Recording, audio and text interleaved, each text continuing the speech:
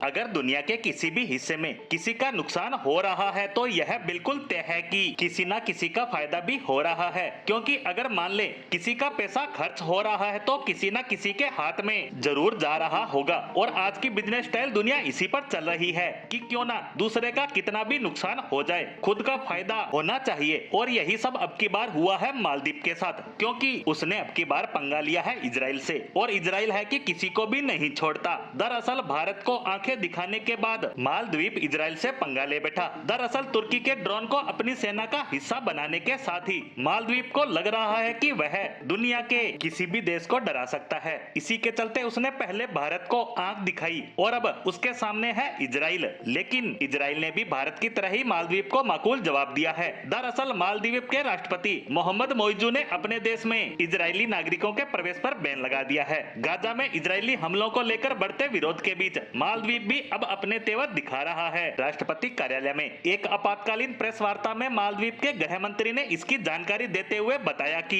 Cabinet ने कैसे Israeli नागरिकों के मालदीव में प्रवेश पर प्रतिबंध के लिए देश के कानूनों में बदलाव किया है, जिसके लिए विशेष समिति का गठन भी किया गया है। यहाँ बड़ी बात यह है कि मौजूद के प्रतिबंधों के फैसले को लेकर अब सोशल मीडिया पर एक बार फिर से मालदीव छाया हुआ है। मालदीव के खिलाफ इजराइल की जनता में भयंकर गुस्सा है और इस गुस्से का सामना अब निश्चित तौर पर मालदीव और वहां के लोगों को करना पड़ेगा। लेकिन इन सब में सबसे दिलचस्प बात यह है कि मालदीव का इजराइल पर बैन लगाना भारत के लिए बड़े फायदे का सौदा होने वाला है, क्योंकि जो इजरायली नागरिक मालदीव जाकर घूमना चाहते थे उन्हें अब विकल्प के रूप में भारत नजर आ रहा है, क्योंकि लक्षद्वीप किसी भी तरह से मालदीव से कम नहीं है। और ऐसा हो भी रहा है। सोशल मीडिया पर पीएम मोदी की लक्षद्वीप विजिट की तस्वीरें एक बार फिर से ट्रेंड करने लगी हैं और इजरायली जनता कह रही है कि हमारे पास भारत के रूप में मजबूत विकल्प मौजूद है। सोशल मीडिया पर ऐसे वीडियो की भरमार हो चुकी है जिसमें दिखाया जा रहा है कि लक्षद्वीप मालदीव से कहीं ज्यादा खूबसूरत है। वहीं इजराइल के विदेश मंत्रालय के प्रवक्ता ने भी इजरायली नागरिकों को मालदीव की यात्रा से बचने की हिदायत दी है।